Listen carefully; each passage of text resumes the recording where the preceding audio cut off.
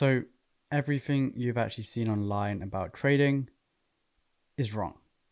And today I'm going to break down what it actually takes to create a profitable trading strategy, the misconception between a profitable trading strategy and a consistent trading strategy, and what you need to be focusing on to get a consistent one rather than just a profitable one that can't scale.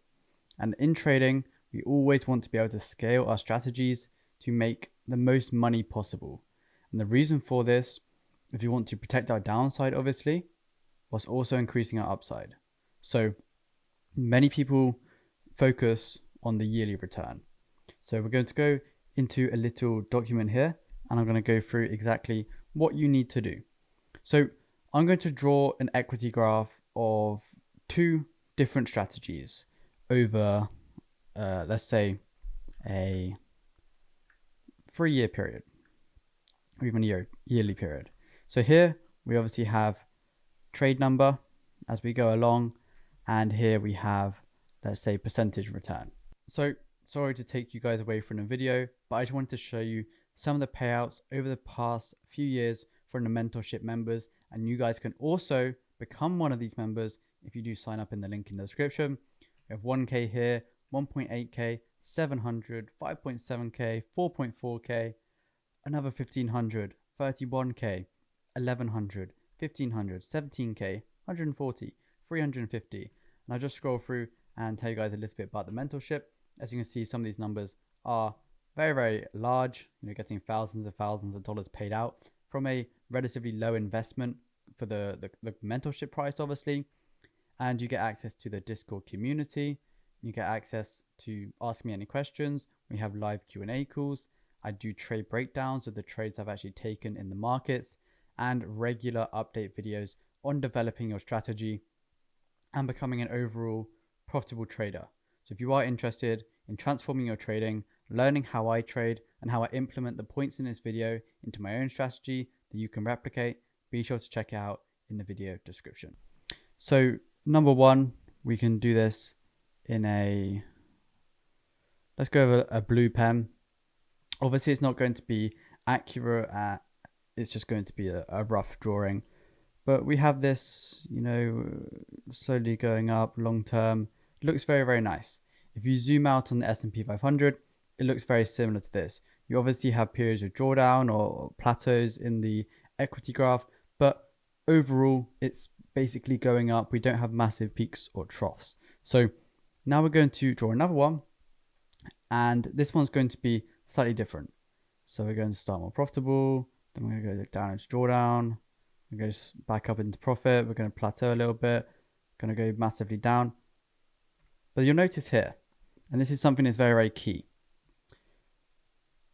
and the main point for this is the red strategy technically finished higher, if we draw an arrow here, higher than the blue strategy, profit-wise. So when people are doing their back testing, they will compare profit. And they'll only care about the profit. And after the 3-year period, you can clearly see that strategy number 2 in the red is a more profitable strategy. So they will then take that one live. They will then expect to be able to pass a prop firm challenge. They would expect to be able to trade that the whole time for another 3-year period, expecting the same results. And how do you think these traders actually get on? And you're probably expecting what I'm going to say here, but the answer is not very well. When you're just focusing on return alone, you get caught up in trying to chase big numbers, and you don't care about the consistency of the strategy if you're only focusing on the profit. The main benefit of focusing on consistency rather than profits is the scalability of the strategy. This strategy here, assuming, let's say, if we just extend the line here, let's say that this is 30%. That is quite large, but 30% profit here, and that will obviously mean this is 10, this is 20. So you can see we've gone from around 25% here, let's just say, down to 12%. So we've had a 13% drawdown. Although we did return 30%, we have had a big drawdown here, a big drawdown here, you're then having to prepare for the worst case scenario.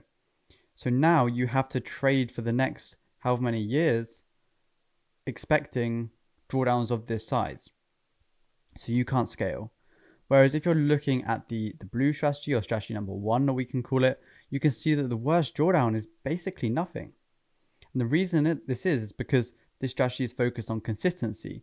The strategy is focused on protecting the downside. And if you protect the downside, the upside basically looks after itself. If you're able to minimize your loss size, if you're able to have more break-even trades, and even if your winners aren't as big as strategy the red, if you compare the average win, the red strategy might be higher. But that's not what we care about. We care about decreasing the average loss and increasing the average win.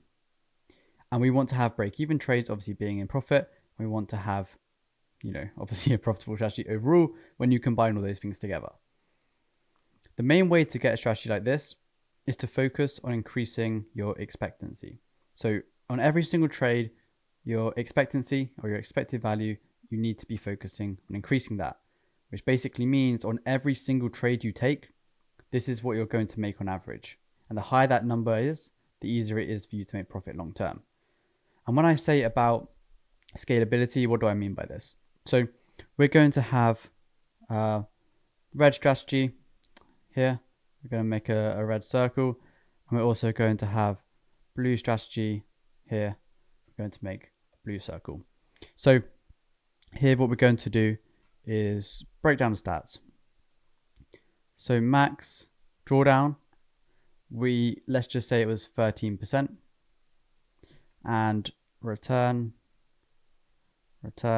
equals, let's say we returned 30%. Okay, that's completely fine. And then we go into the blue strategy. Max drawdown, it looks like it was, 2 to 3%. So let's just be super, super conservative. And let's say 3% for the max drawdown. And the return, as you see, was around 28% on this one. Obviously, this is very extreme, and this would be a super amazing strategy. But I'm just giving you random numbers as an example. So before you comment about, oh, that example isn't realistic, you'd never have a 3% max drawdown with a 28% return. Like I said, it's an example. It's a hypothetical situation just to prove the point. If this was 3% and 12%, the point would still stand. And I would still say that that's better than this. So what we need to do now is basically work out the return per 1% risk we're actually risking. So it's very, very simple to do. You take this return and divide it by the max drawdown. So you do 30 over 13 equals, and then you can do that. I'll just do that on a calculator. 30 divided by 13, and we have 2.3. So for every 1% we risk, we're returning 2.3%. Then obviously, if we're doing it for the other one too, we obviously have 28 over 3, which equals 9.3. So what you can see here is that the return on investment for the first strategy, the red one, is 2.3. So you could go to an investor and you could say, in a year, we usually have, or this is over 3 years, but we can just say for a year, for the example, 13% drawdown to return 30%. And they could say, oh, okay. Then another investor could come in afterwards and say, we risk and have a max drawdown of 3% per year, but we're making 28%. So it's a 9.3% return on investment, or 9.3 times return on investment, rather. And this is where it becomes very apparent why this one is better. So you can clearly see that this one makes more profit than this one. So based on beginner's logic, it is a better strategy, which is obviously where I disagree. So what we can do now is we can actually multiply this strategy to return the same drawdown wise. So 3, let's just times it by 4 for the sake of this to get it to 12. Hopefully you can see this light color. I will just make it a little bit darker. So we have 12% max drawdown on this trade now, or on this strategy.